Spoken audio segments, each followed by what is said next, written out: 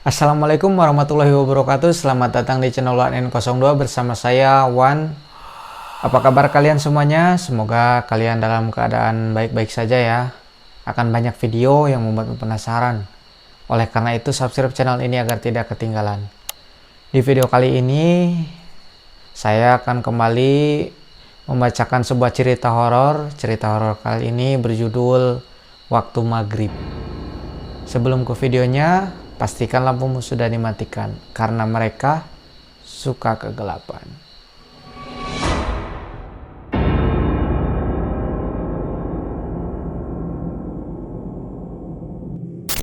Tanah Jawa selalu punya aturan tak tertulis.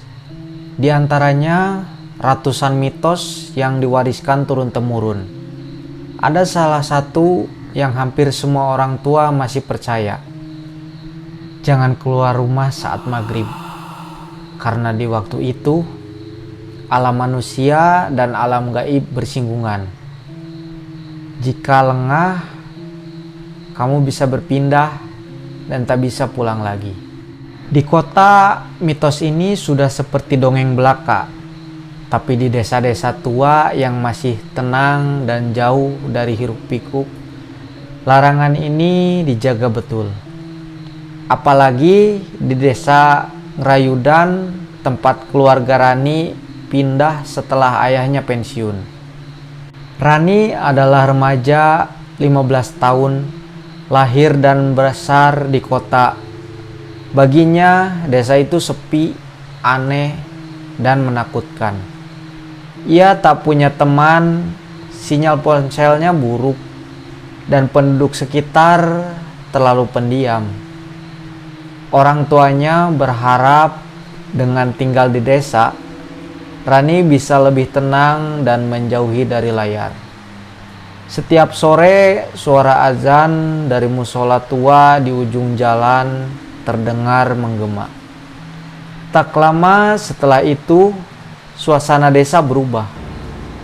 Pintu-pintu tertutup, jendela-jendela ditutupi tirai, dan suara-suara menghilang. Maghrib, waktunya makhluk lain keluar, kata Pak Naryo, tetangga mereka yang sepuh. Namun, Rani hanya menganggap itu cerita horor yang dibuat untuk menakut-nakuti. Hari itu langit mendung, ibunya sedang di dapur, ayahnya ke masjid, sementara Rani kesal karena tidak bisa akses internet. Ia pun keluar diam-diam lewat pintu belakang untuk mencari sinyal.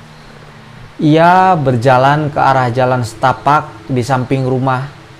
Sebuah jalur kecil yang membelah sawah menuju hutan bambu kecil. Tempat itu biasanya ia datangi siang hari.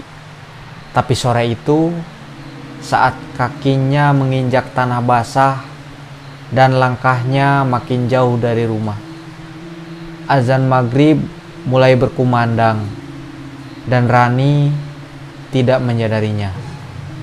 Setelah beberapa langkah masuk ke jalan setapak, suasana tiba-tiba berubah.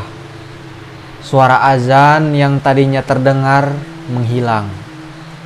Tak ada suara angin, tak ada suara burung atau jangkrik. Hening seketika. Rani merasa aneh. Saat ia menoleh ke belakang, jalan yang tadinya dilewati sudah tidak ada. Diganti kabut tebal dan pepohonan yang tak dikenalinya. Dia mencoba menelpon ibunya, tapi ponselnya tiba-tiba mati total.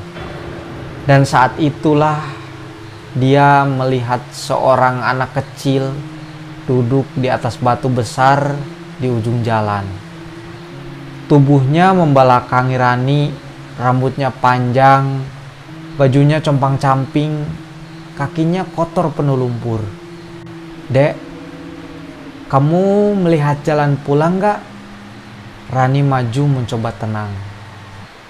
Tapi anak itu menoleh perlahan. Wajahnya adalah wajah Rani sendiri, tapi pucat, matanya hitam legam, dan senyumnya tajam. Udah telat, Kak. Kamu udah dipanggil. Anak itu kemudian menghilang begitu saja. Bukan berlari. Dia menguap seperti asap. Rani berbalik lari, tapi setiap arah yang ia pilih malah membawanya kembali ke tempat yang sama. Langit hitam total. Tidak ada bulan, tidak ada bintang. Tiba-tiba terdengar suara-suara anak kecil dari kejauhan.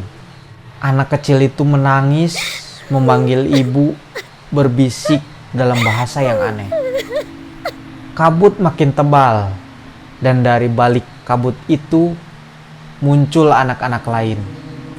Semua mereka berwajah pucat, matanya kosong, tubuhnya lusuh seperti korban bencana. Kami semua dulu juga keluar saat maghrib dan tidak bisa pulang. Kita ada di antara dua dunia, tempat penunggu memungut jiwa yang tersesat. Salah satu dari mereka menggapai tangan Rani dan berbisik, "Kalau kamu ingin pulang, jangan menoleh saat mendengar namamu dipanggil, walau suaranya seperti ibumu sendiri." Rani mulai berjalan pelan mengikuti cahaya samar di kejauhan. Tapi di tengah jalan, kabut membisikkan namanya. "Rani, Rani, sini nak, ibu di sini. Ayo pulang." Suaranya memang suara ibu, persis. Tangan Rani bergetar. Tangisnya pecah. Kakinya ingin berbalik. Tapi ia ingat pesan itu. Ia terus melangkah tanpa menoleh. Semakin dekat ke cahaya, suara-suara di belakangnya makin kacau. Jeritan, tawa, teriakan minta tolong, bahkan suara dirinya sendiri.